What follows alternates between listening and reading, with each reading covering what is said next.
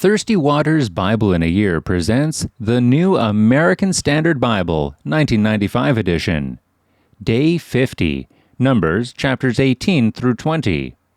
Chapter 18, Duties of Levites. So the Lord said to Aaron, "You and your sons and your father's household with you shall bear the guilt in connection with the sanctuary, and you and your sons with you shall bear the guilt in connection with your priesthood. But bring with you also your brothers, the tribe of Levi, the tribe of your father, that they may be joined with you and serve you, while you and your sons with you are before the tent of the testimony. And they shall thus attend to your obligation and the obligation of all the tent, but they shall not come near to the furnishings of the sanctuary and the altar, or both they and you will die. They shall be joined with you and attend to the obligations of the tent of meeting, for all the service of the tent, but an outsider may not come near you. So you shall attend to the obligations of the sanctuary and the obligations of the altar, so that there will no longer be wrath on the sons of Israel. Behold, I myself have taken your fellow Levites from among the sons of Israel. They are a gift to you, dedicated to the Lord, to perform the service for the tent of meeting. But you and your sons with you shall attend to your priesthood for everything concerning the altar and inside the veil, and you are to perform service. I am giving you the priesthood as a bestowed service, but the outsider who comes near shall be put to death." The priest's portion.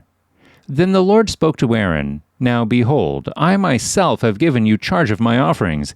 Even all the holy gifts of the sons of Israel I have given them to you as a portion, and to your sons as a perpetual allotment. This shall be yours from the most holy gifts reserved from the fire. Every offering of theirs, even every grain offering, and every sin offering, and every guilt offering, which they shall render to me, shall be most holy for you and for your sons. As the most holy gifts you shall eat it. Every male shall eat it. It shall be holy to you. This also is yours, the offering of their gift, even all the wave offerings of the sons of Israel. I have given them to you and to your sons and daughters with you as a perpetual allotment. Every one of your household who is clean may eat it. All the best of the fresh oil and all the best of the fresh wine and of the grain, the first fruits of those which they give to the Lord, I will give them to you. The first ripe fruits of all that is in their land, which they bring to the Lord, shall be yours. Every one of your household who is clean may eat it. Every devoted thing in Israel shall be yours. Every first issue of the womb of all flesh, whether man or animal, which they offer to the Lord, shall be yours. Nevertheless, the firstborn of man you shall surely redeem, and the firstborn of unclean animals you shall redeem. As to their redemption price, from a month old you shall redeem them by your valuation, 5 shekels in silver, according to the shekel of the sanctuary, which is 20 gerahs. But the firstborn of an ox, or the firstborn of a sheep, or the firstborn of a goat you shall not redeem. They are holy. You shall sprinkle their blood on the altar, and shall offer up their fat in smoke as an offering by fire, for a soothing aroma to the Lord. Their meat shall be yours. It shall be yours like the breast of a wave offering, and like the right thigh. All the offerings of the holy gifts, which the sons of Israel offer to the Lord, I have given to you and your sons and your daughters with you, as a perpetual allotment. It is an everlasting covenant of salt before the Lord to you and your descendants with you."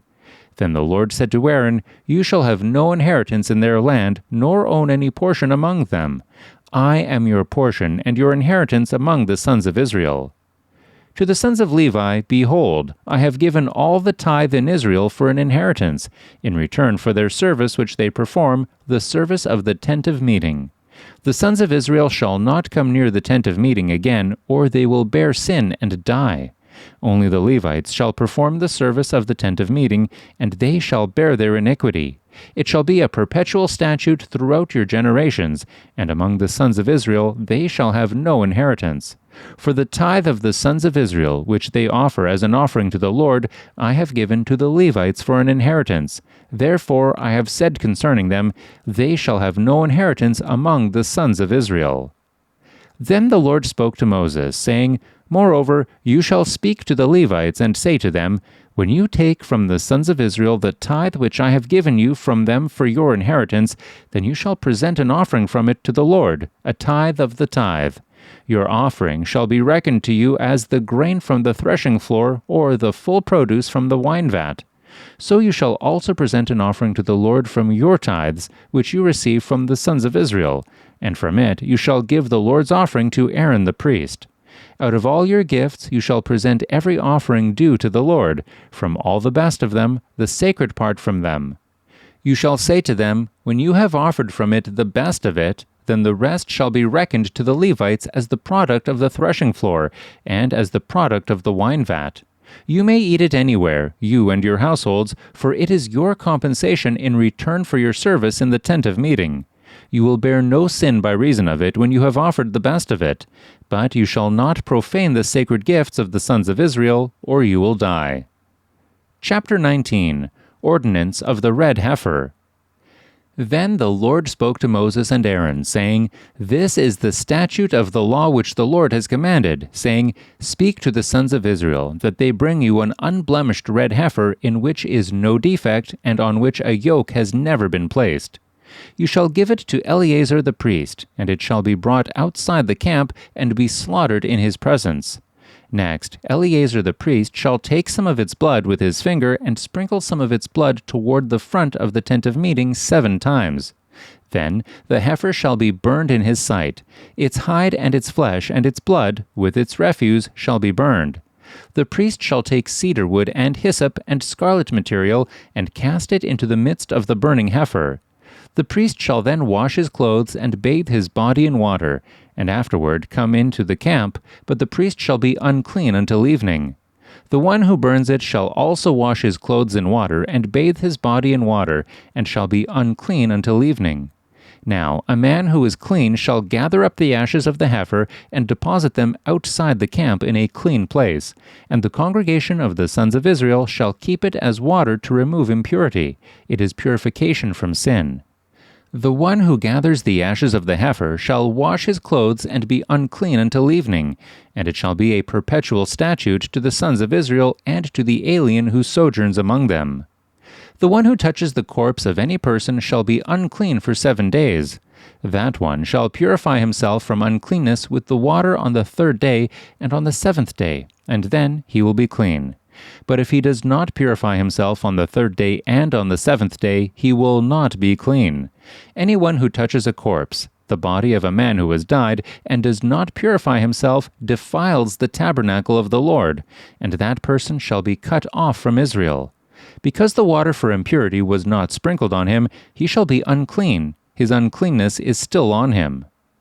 This is the law when a man dies in a tent. Everyone who comes into the tent and everyone who is in the tent shall be unclean for 7 days.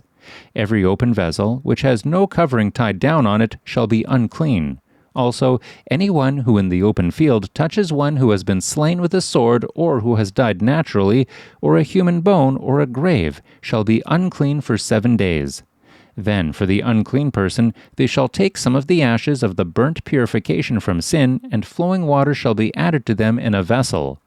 A clean person shall take hyssop and dip it in the water, and sprinkle it on the tent, and on all the furnishings, and on the persons who were there, and on the one who touched the bone, or the one slain, or the one dying naturally, or the grave.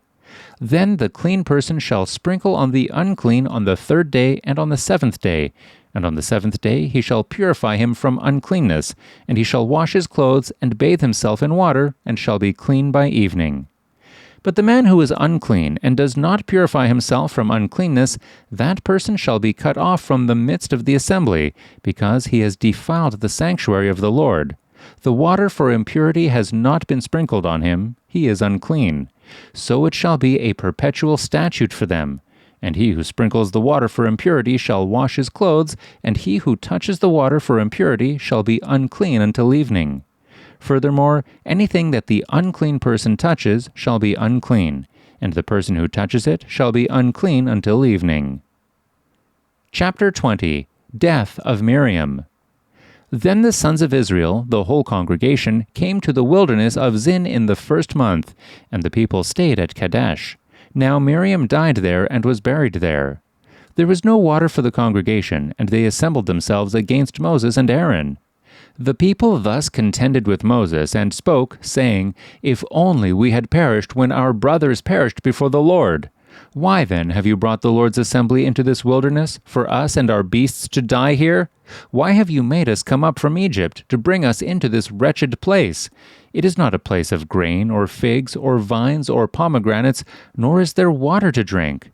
Then Moses and Aaron came in from the presence of the assembly to the doorway of the tent of meeting, and fell on their faces. Then the glory of the Lord appeared to them, and the Lord spoke to Moses, saying, The water of Meribah. Take the rod, and you and your brother Aaron assemble the congregation, and speak to the rock before their eyes, that it may yield its water. You shall thus bring forth water for them out of the rock, and let the congregation and their beasts drink. So Moses took the rod from before the Lord, just as he had commanded him. And Moses and Aaron gathered the assembly before the rock. And he said to them, Listen now, you rebels, shall we bring forth water for you out of this rock? Then Moses lifted up his hand and struck the rock twice with his rod, and water came forth abundantly, and the congregation and their beasts drank. But the Lord said to Moses and Aaron, Because you have not believed me, to treat me as holy in the sight of the sons of Israel, therefore you shall not bring this assembly into the land which I have given them.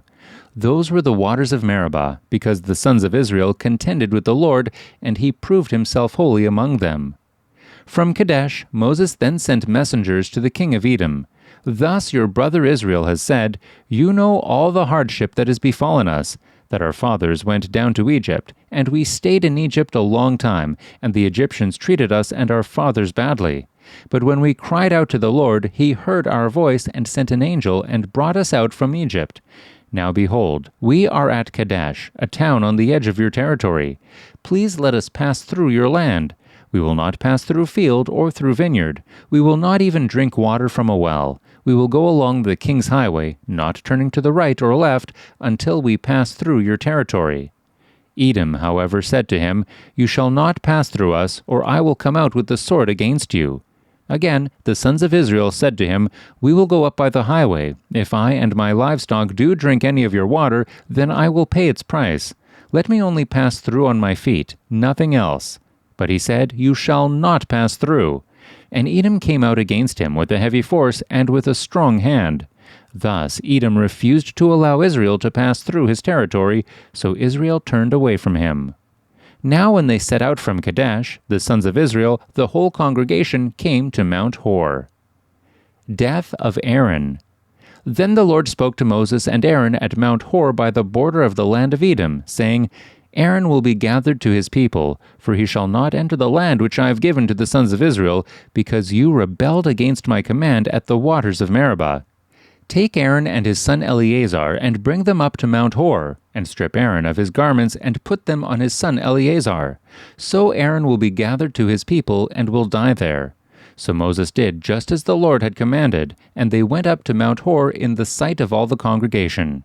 After Moses had stripped Aaron of his garments and put them on his son Eleazar, Aaron died there on the mountaintop. Then Moses and Eleazar came down from the mountain. When all the congregation saw that Aaron had died, all the house of Israel wept for Aaron 30 days.